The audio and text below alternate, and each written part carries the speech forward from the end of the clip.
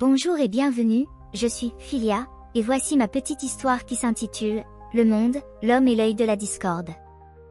Voici l'histoire du monde, de l'homme et de l'œil de la discorde. Il était une fois un monde vaste, aux terres mêlées, peuplé d'hommes de toutes couleurs, de toutes langues, de toutes croyances. Ils vivaient ensemble, non sans différence, mais dans un certain équilibre. Chacun bâtissait sa culture, sa foi, sa vision du monde. Les jours s'écoulaient. Jusqu'à ce qu'un jour, le monde se mit à trembler. On cria, ce sont eux. On répondit, non, ce sont vous. Les frontières s'enflammèrent, les rues grondèrent, les familles se divisèrent. Et dans ce fracas, chaque peuple crut que l'autre était l'ennemi. Mais personne ne vit la main qui avait secoué le monde. Un vieil homme, dont les yeux avaient tout vu, rassembla alors des représentants de chaque peuple. Et il leur raconta une vieille parabole. Il fut un temps, un roi invita 6 hommes nés aveugles à toucher un éléphant. Chacun en toucha une partie. La trompe, la patte, l'oreille, la queue, le flanc, la défense. Et chacun décrivit l'animal selon ce qu'il avait senti.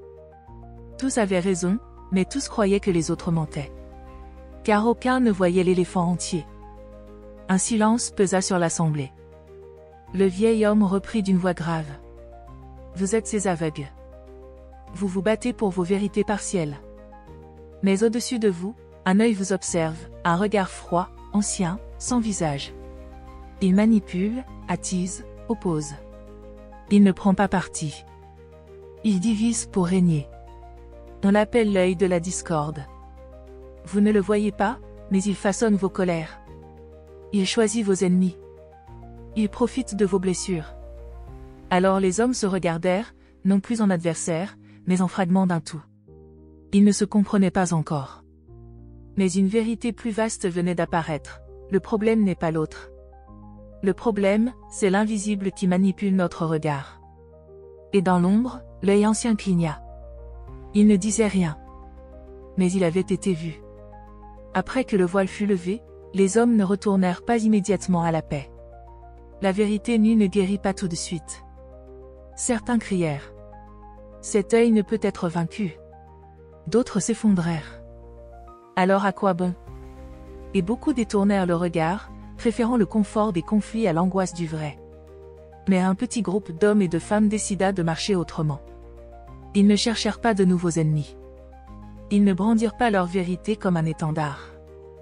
Ils se mirent à écouter, à partager, à apprendre à voir ensemble. Ils se demandèrent. Si l'œil de la division nous observe d'en haut, alors où devons-nous regarder? Et la réponse vint, simple comme un souffle. En dedans. C'est là que les fils étaient tirés. C'est là que les peurs étaient semées. C'est là aussi que dormait un autre regard, plus ancien encore que l'œil du contrôle. Un regard doux, silencieux, invincible. Un regard capable de contenir toutes les vérités sans les opposer. Un regard qui ne cherche pas à vaincre, mais à rassembler. Ce regard, chaque être humain en était porteur. Il s'appelait la conscience unifiée. Ceux qui l'avaient reconnu commencèrent à œuvrer dans le silence. Ils ne détruisirent pas l'œil de la discorde. Ils le rendirent inutile. Car lorsque les hommes se comprennent, l'œil de la division devient aveugle. Lorsqu'ils s'unissent, les fils de la manipulation se rompent. Et ce jour-là, pour la première fois depuis longtemps, le monde ne trembla pas. Il respira. Et alors, qu'en pensez-vous? N'hésitez pas à m'en faire part. Et à bientôt j'espère dans une prochaine vidéo.